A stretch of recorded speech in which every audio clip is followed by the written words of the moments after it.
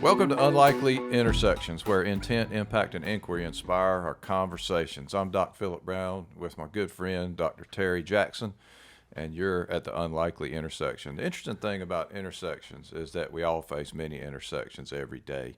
How we navigate these determine the trajectory of our days and our lives. Terry, we got a great topic today. Yeah, another great topic. I'm really interested in this because this is going to be a very fun topic, right? And it relates to all of us every day, but we may not give it a whole lot of thought. Absolutely. And we talk about, kind of getting outside your comfort zone. Today's topic is almost like music, right? We're talking about rhythm and harmony. I don't know anything about music, right? My sister's going to definitely make fun of me as a musician, And then, I know you know a little bit about music, though. You try to dabble a bit. I dabble a bit. I try to dabble a little bit. I like to think I have some rhythm and a little bit of harmony, but others might think otherwise. Yeah, I get it. Yeah. Well, a lot of times, what we think of ourselves is the most important starting place, right? That's right. There's that concept of reality checking, but we'll work through it. The thing is today's topic is really in the context of rhythm in life. And I wanted to kind of start out maybe by thinking about how rhythm has more impact on the workplace than that concept we hear so much about, which is work-life balance.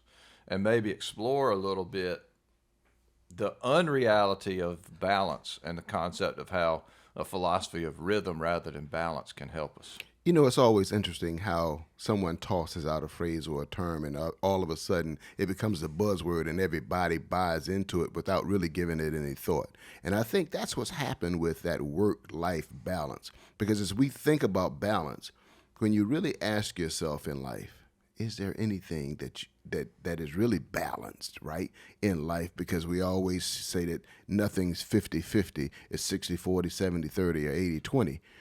But nothing is really balanced, but we always talk about we got to have a balance in life. Fascinating thing is that when I look back, and we can usually figure out things looking back.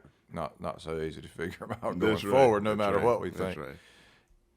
I don't know that I've ever had balance of any kind, right? It's always very dynamic, and it's like if you stand on one foot for a long time, it's constant adjustment, right?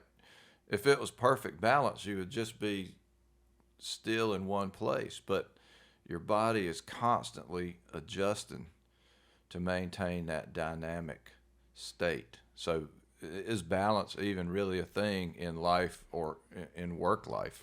I've come to the conclusion, my personal conclusion, that it doesn't exist because of what you just said. You're always you're leaning one way, so you lean back another way, right? That's more of a rhythm.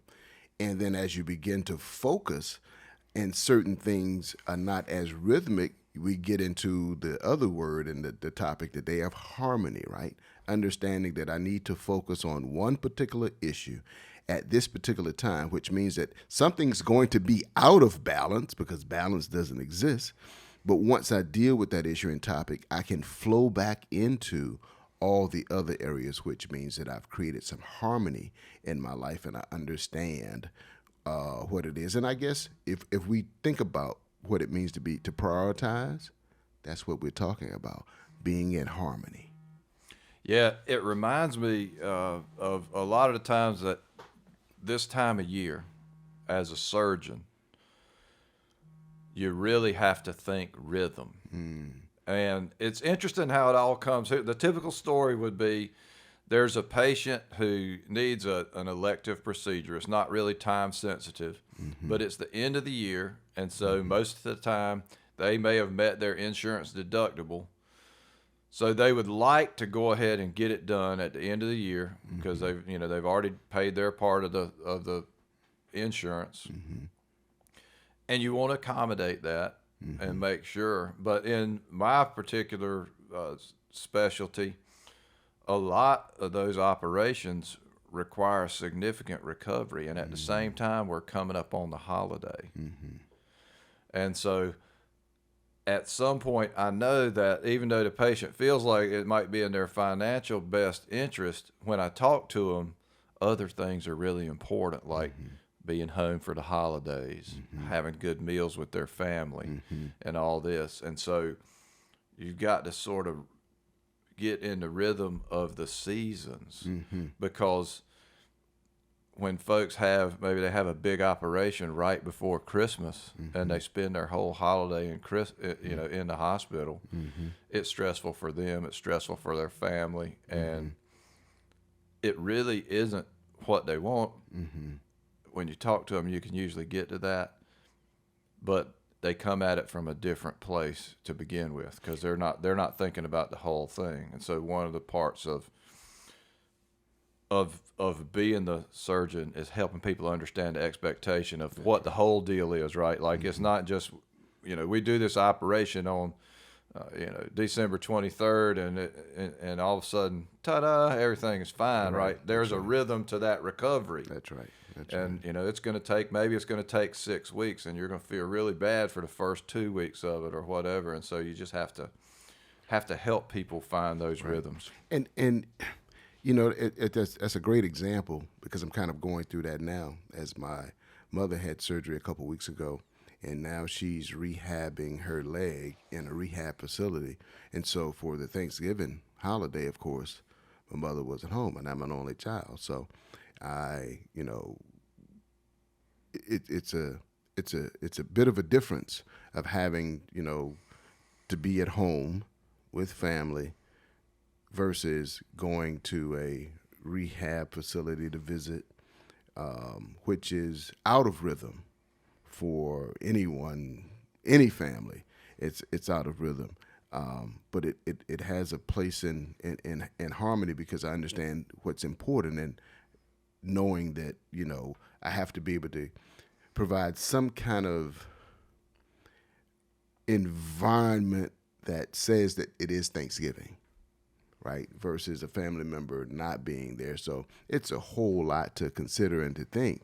But, we both and we all need rhythm and harmony in our lives. Well, you're talking about that specific example is, and so it changes your intensity of experience at that point in time because of what's going on with your mother. And the interesting thing to me is that as humans, we're geared toward high intensity experiences, right? And a lot of times, intensity fuels our sense of purpose, and our purpose fuels intensity. And so that's a virtuous cycle.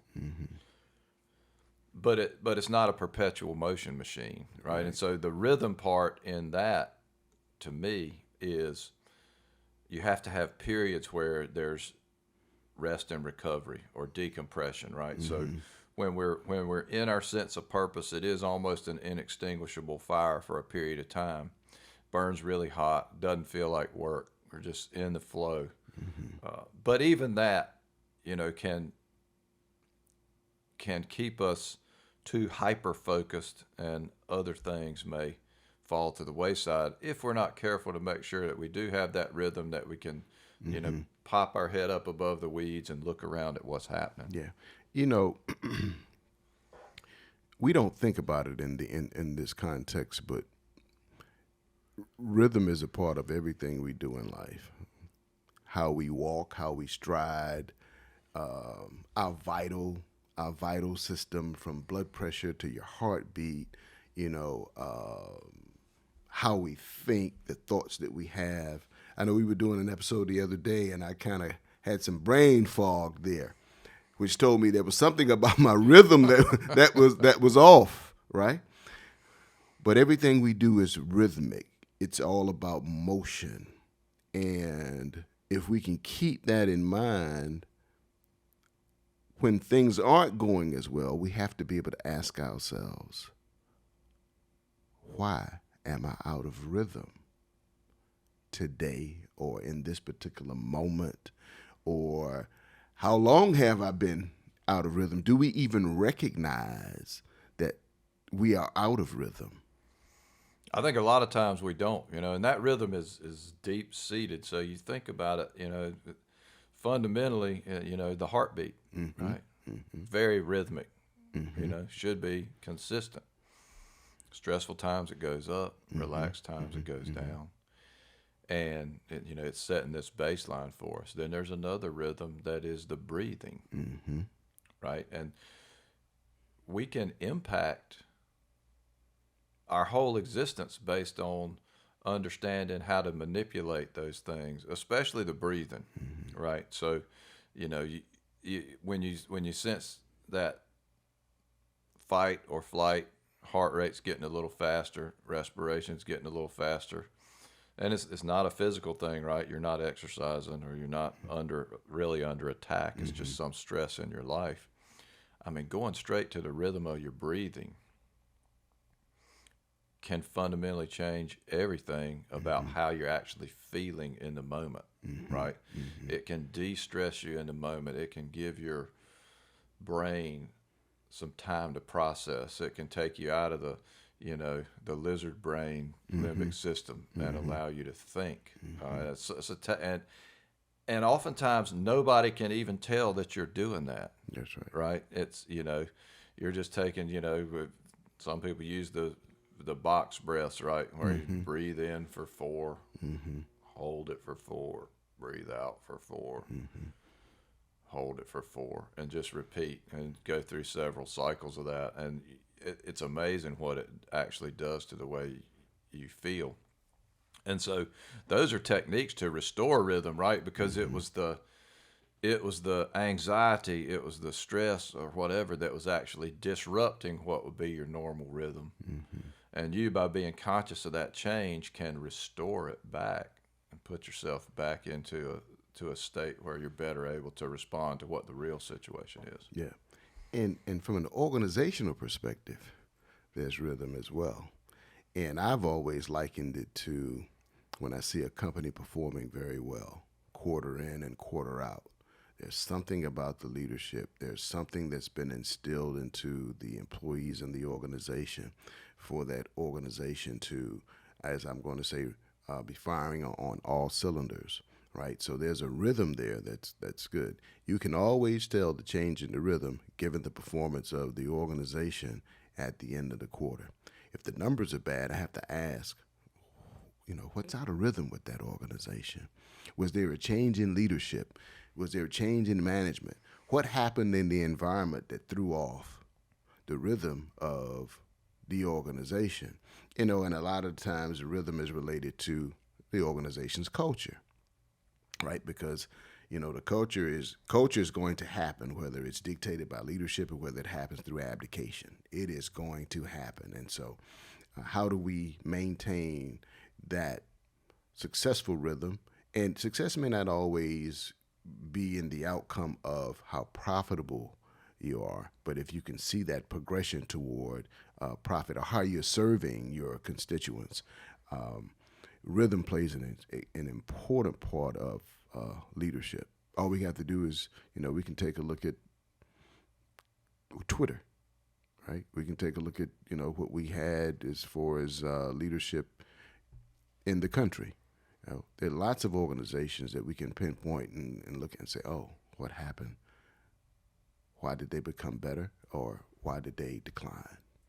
Twitter is such a great example. You know, I saw a post this morning by a friend of mine, Tom Morris, professional philosopher, well known. He's been all over the world, really helping companies, you know, get better, think better, do better.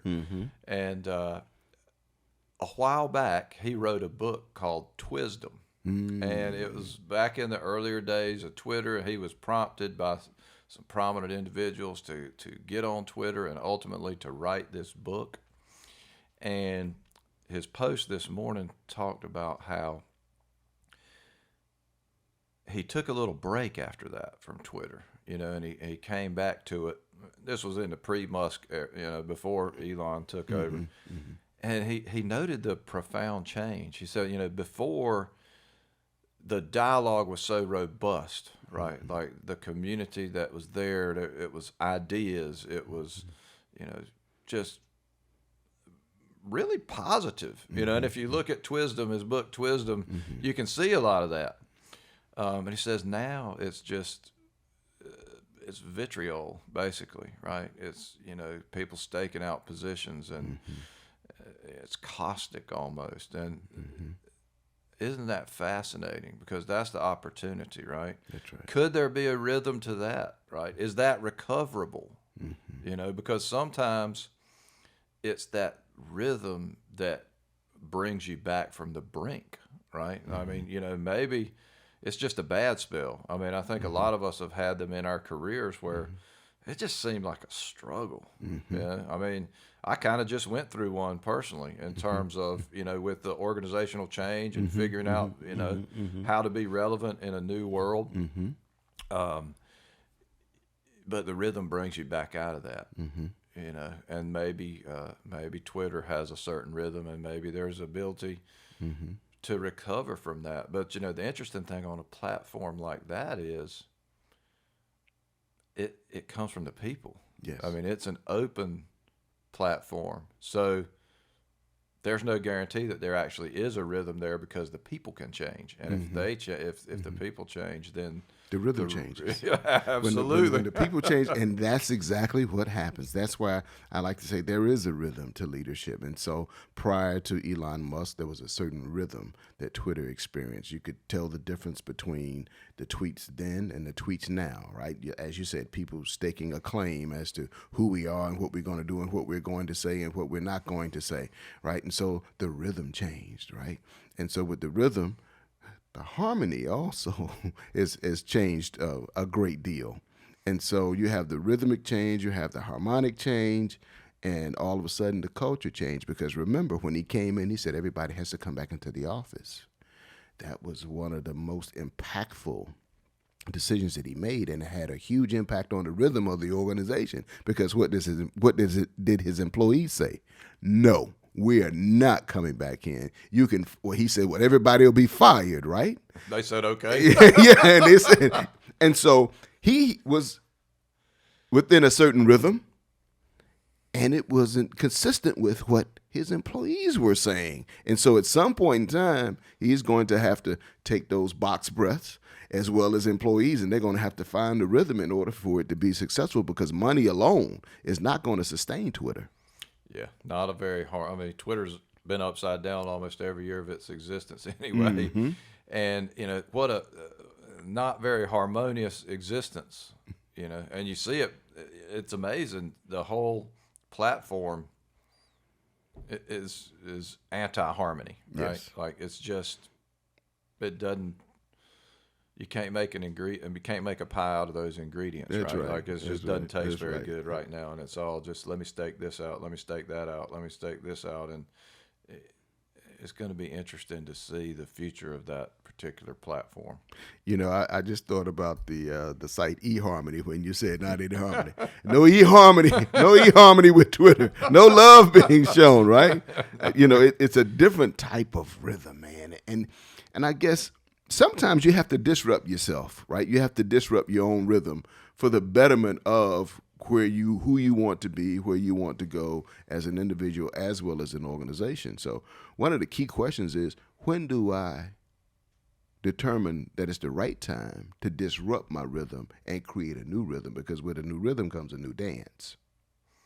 Yeah, that's the magic, and that takes us to topics we frequently discuss. That takes you to mental models. That takes you to mental chatter. That takes you to the illusion of control, right? Yeah, and, that's right.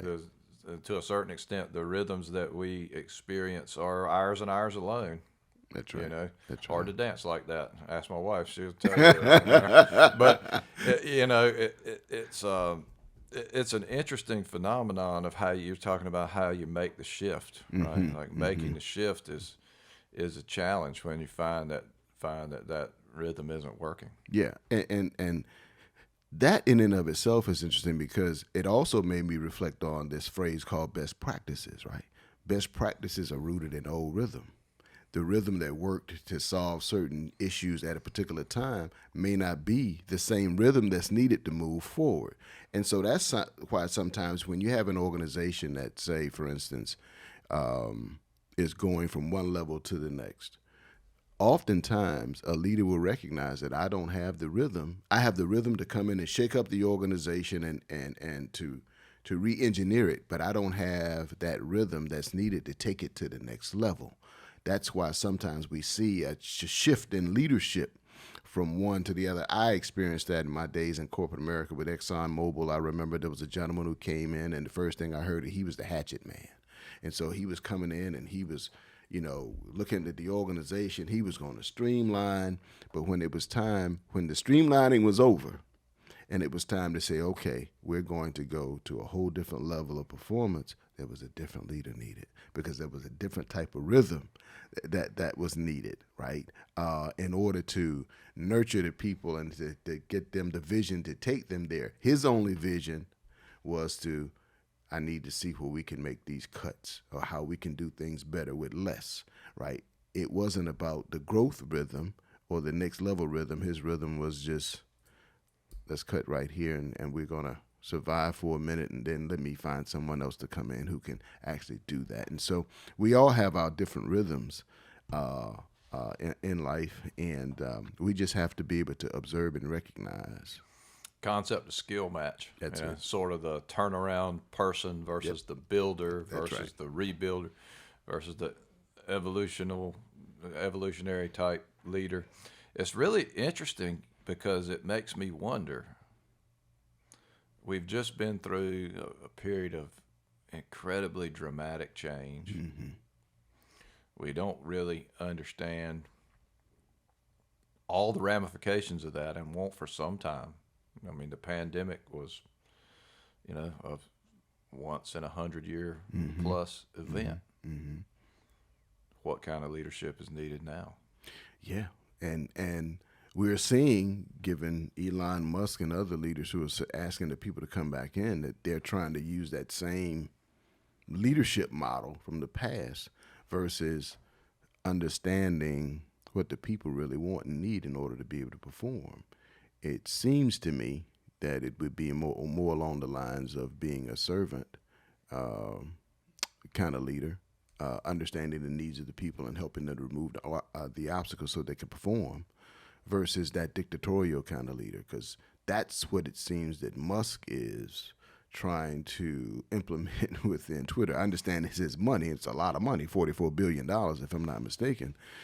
However, as a leader, it's about inspiring people, right?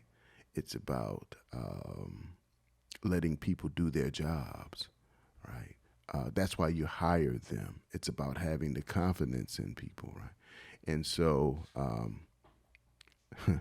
I'm not sure what his rhythm is, but it seems as though he's trying to, he's playing a different rhythm than the organization is accustomed to.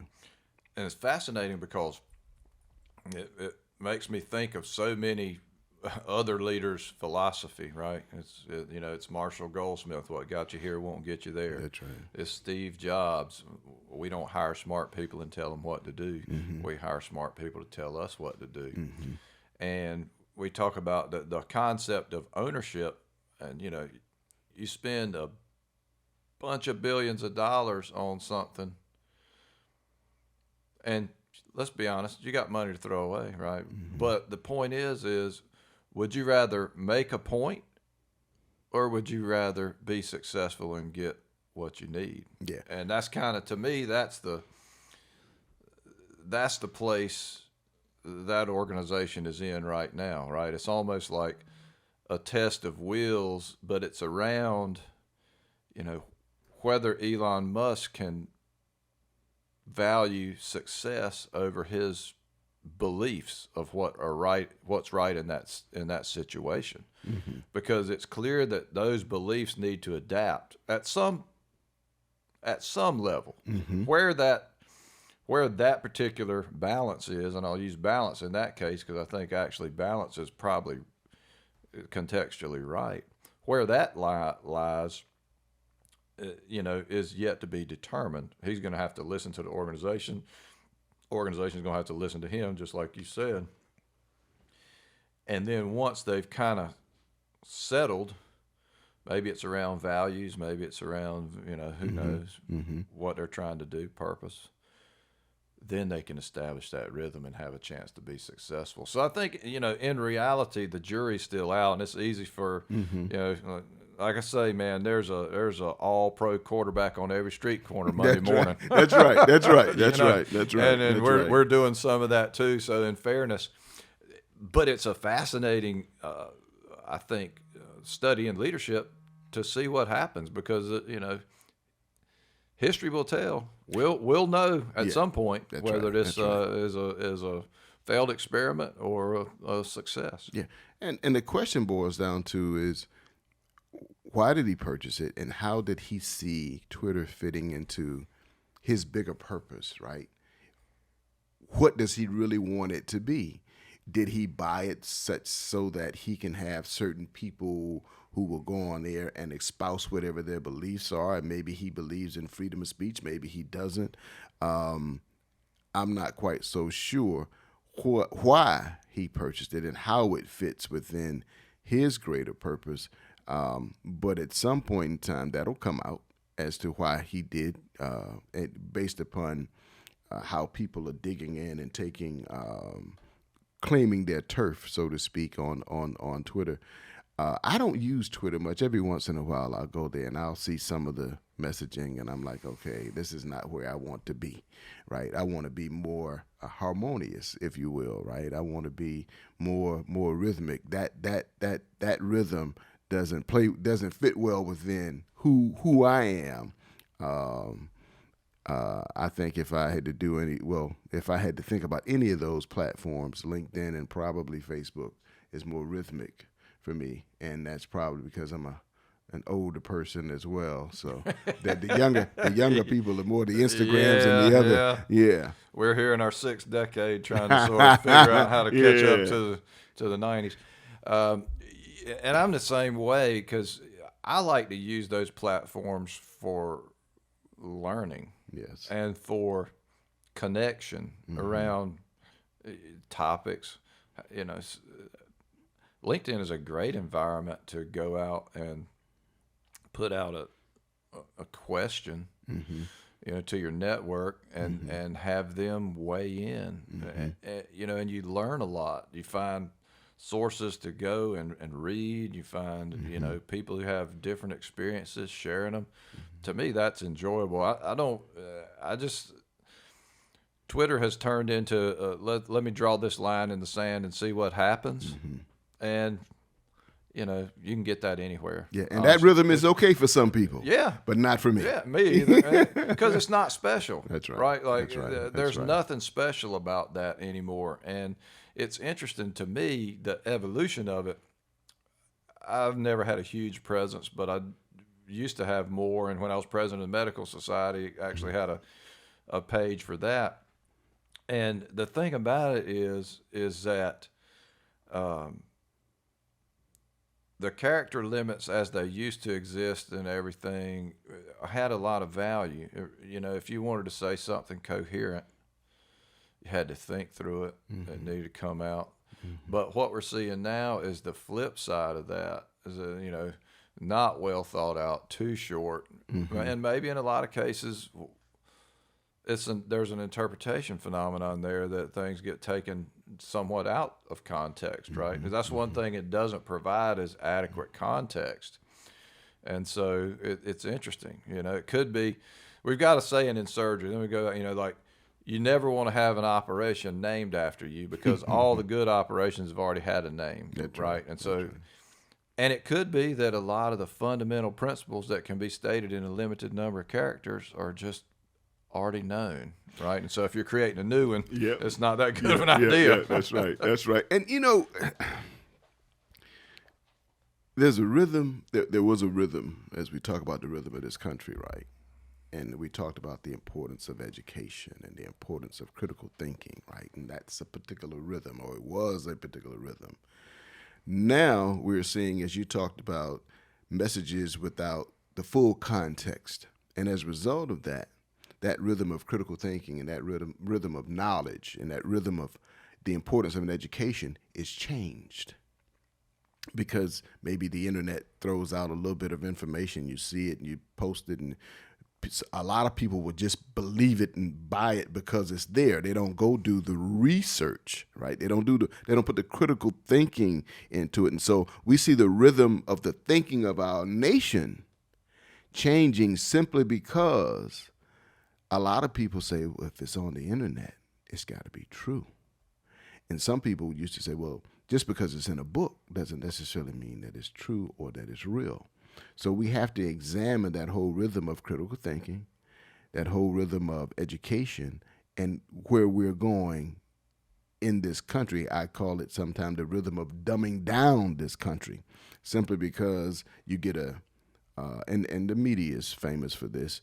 You get that snapshot, right? Those 10 seconds of someone making a comment, not having the full context around what they were actually discussing, and they'll take that and they'll run with it, and everybody will believe it, and then come to find out that it wasn't true. It's like, I'll use an example of an example that you're familiar with of Allen Iverson when he was up on he was being interviewed, and they were asking him about about some conflict he had with his coach Larry Brown around practice, and he said, "Practice? Are you talking about practice?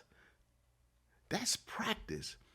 The full context of the story was a friend of his had just been killed, and he was going through all of his emotions, and they were asking him about coming to practice and not coming to practice, and he said, "Do you just realize that my friend was killed? My best friend was killed."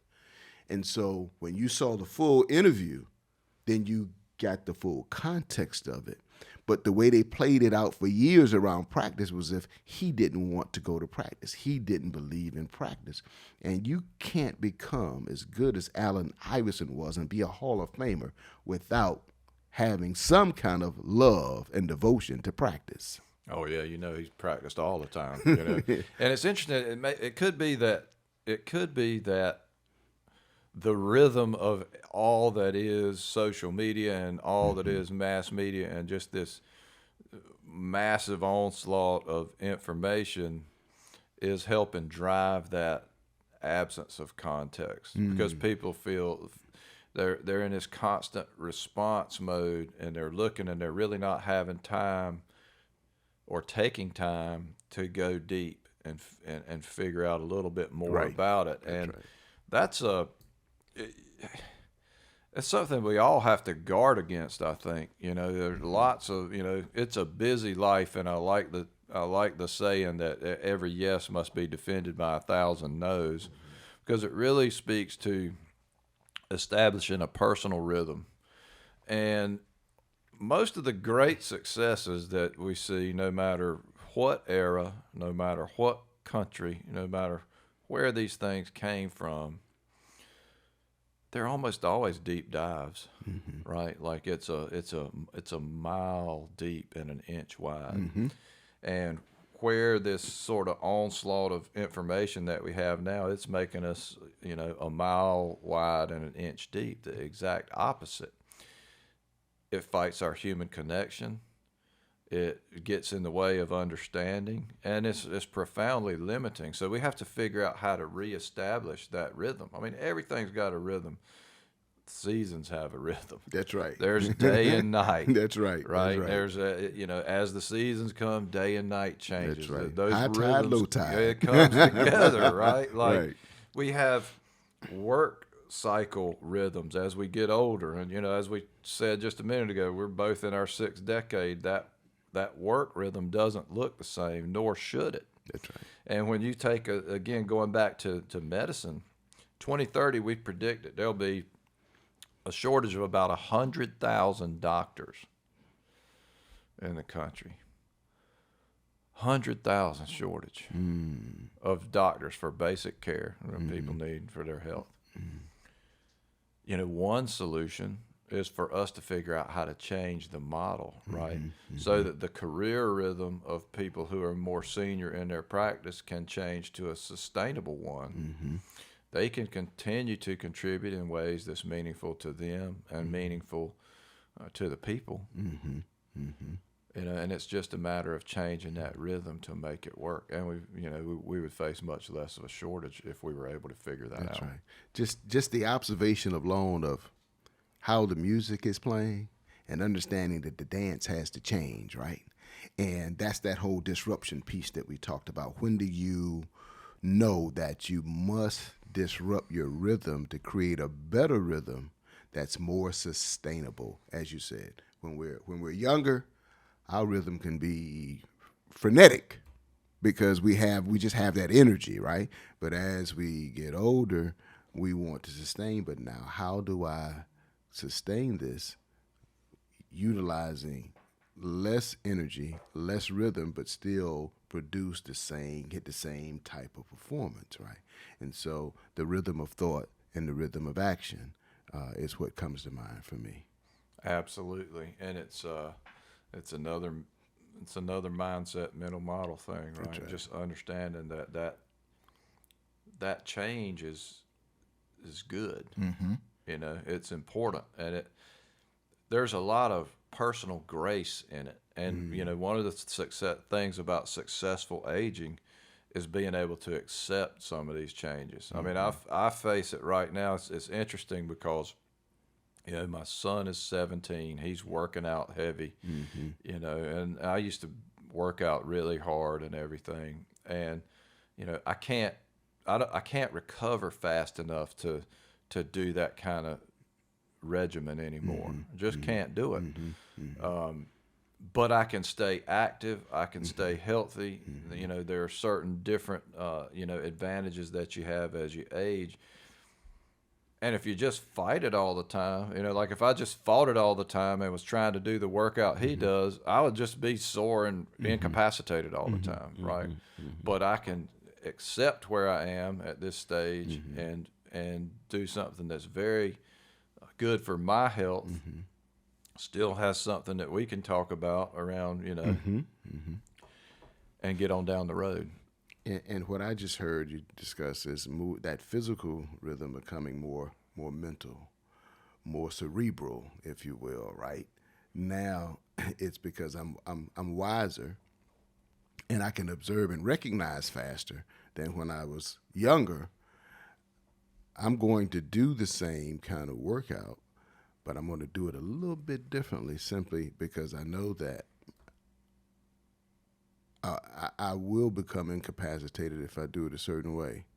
But if I change my rhythm around what this workout is, then I can still remain in shape, still have a very good workout, and it's become more of we've changed our mental model around what it should look like. Yeah, and that whole concept of acceptance, it starts with ourself. Is important. I mean, it helps us stay well, right? Because I can't go back and be 25-year-old me physically, mentally, or anything else, and I wouldn't trade it off in a lot of dimensions anyway, right? Because I've grown so much in that amount of time, and so it's just that ability to say to be with the rhythm of change and be comfortable with it, and know that there are many different ways to function, and it's going to be okay. And we see that play out in a lot of the healthy societies, that there's a reverence for that life rhythm that we don't tend to have quite as much in this country, but we could probably learn from places that do. That that type of reverence for what those life changes mean, for what the relative contribution in a given stage of life is. If we could get more in harmony with that, then I think we would see a lot of our problems go away. I mean, social isolation would be a thing of the past. Understanding heritage, history, and context would be much easier. All these things, wow, we could learn a lot just from listening to folks. We're so driven in this society, right? And,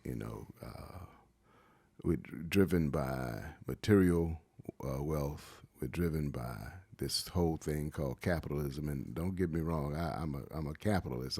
But there's this whole concept of social capitalism, right? How does everyone win together? Because everyone can win together. There's enough of the pie for everyone, and we live in a universe of abundance. It's real clear, right? I always ask the question, so what have we run out of since we've been on this earth? Because we always talk about, the forest, we always talk about oil and all these other needs, but the bottom line is we haven't run out of anything. Now, some of our water may be contaminated, but that was done by man. That wasn't done by the creator of nature, right? Man, we did that on our own, right? Right. So abundance is what this universe is rooted in. What we have to find is the rhythm to understand how we become one, or as much as one, with nature as we possibly can, and have that particular rhythm so that we can continue to have abundance, yet not contaminate or destroy what's been given to us. Yeah, it's eminently doable. I mean, certainly we can. And people, it's amazing. You have these discussions in certain circles, and people are incredibly staked out, right? That around this whole concept of social capital, if you will, and however you want to contextualize it. The thing is that it has to always end up where there's a renewal process. Whatever resource is being used, there has to be a renewal process for that.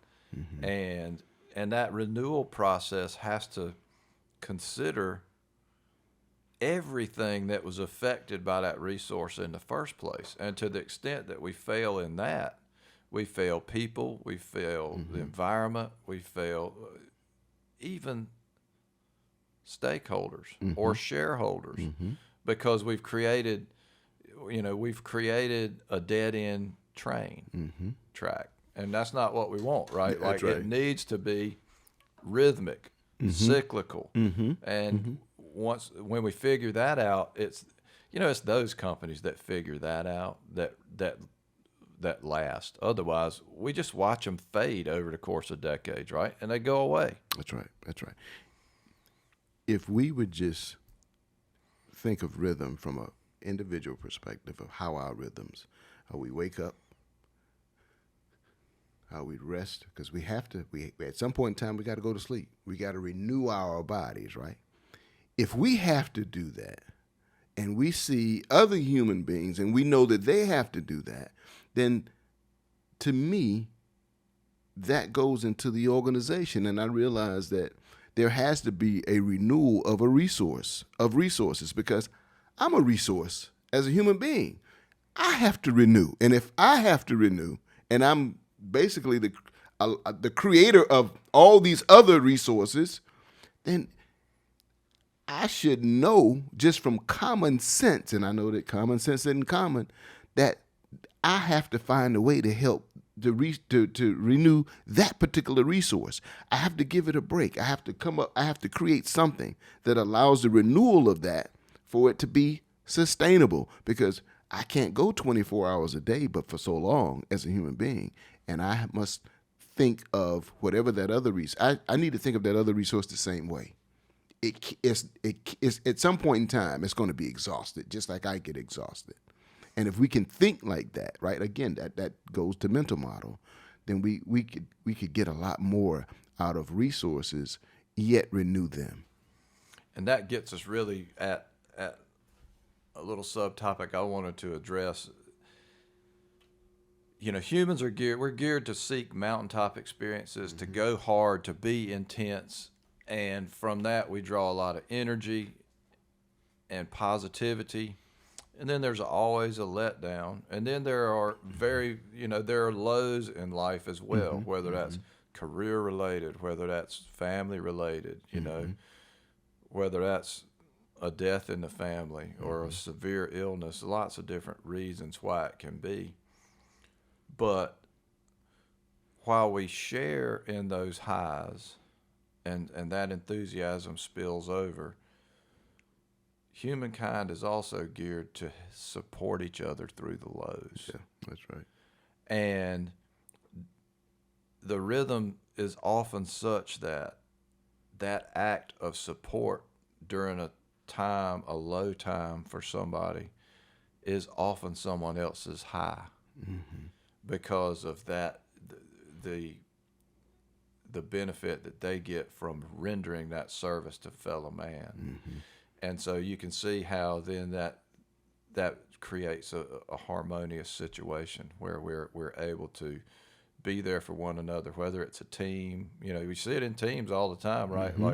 Certain player has not a very good game that was expected, and somebody else plays out of their mind, and the team does fine, right? Same thing in life, and we see it on our work teams, right? That as somebody's struggling, everybody else picks it up. At our organization, one of the things we've always said is family comes first. So if somebody's having a personally difficult time, we just figure it out. Yeah. And then obviously, family is its own thing as well, how that support has to exist when somebody's struggling. So, I mean, those are the types of rhythms that we have to get back to, I think, in order to. We were kind of talking earlier before we started the podcast. We were talking about sales and salespeople, and I gave an example of, the salesperson's number is their number, right? And if they don't make the number, they feel bad. And I kind of gave you my philosophy around how I ran the sales division around, and it relates to what you were talking about, the rhythm, right, and the support of your team. If we as a region made the number, everybody made the number, in my opinion. And even though the person who didn't make the number, they were included in making the number, they feel a little lowly. But in our culture, we didn't let that happen, right? Because we saw everyone as making a contribution toward the ultimate number, which was the big picture, right? You had the individual number, but the ultimate number is that everybody, that the region makes the number. And those people, when they begin to feel lowly, you have to pick them up, right? You have to create that rhythm of what success looks like, right? And it looked different to everybody, right? But we succeeded as a region, so everybody in here succeeded. Even though your contribution may not have been what we measured it to be, getting into what Dr. Rao says, you create the outcome and then you just kind of let it go, and so for whatever reason, the process didn't enable them to make their number, but it helped make the entire number for the region versus the individual. And the support of others on the team, the constant reminder that you made a contribution and you make a contribution and that you are important and what you did help us, right?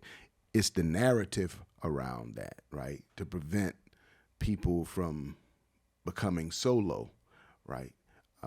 And oftentimes we don't provide that kind of support to people, especially in a business setting, right? It becomes kind of, gray or black and white, really. Yeah, and it's so culturally important, right? Like you've created a culture where there's a phenomenon that we never lose sight of the big picture.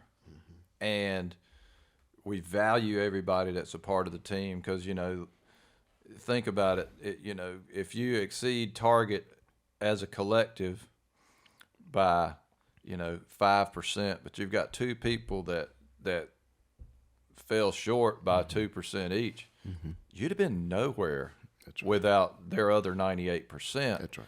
And it just is so important because it also takes into account those universal factors that, the fact that this one guy went 120% this quarter may not even have much to do with him or her. That's right. It's just there were some things that worked out. Maybe it was timing. Maybe it was, and then the next quarter they could be down and the other person is up.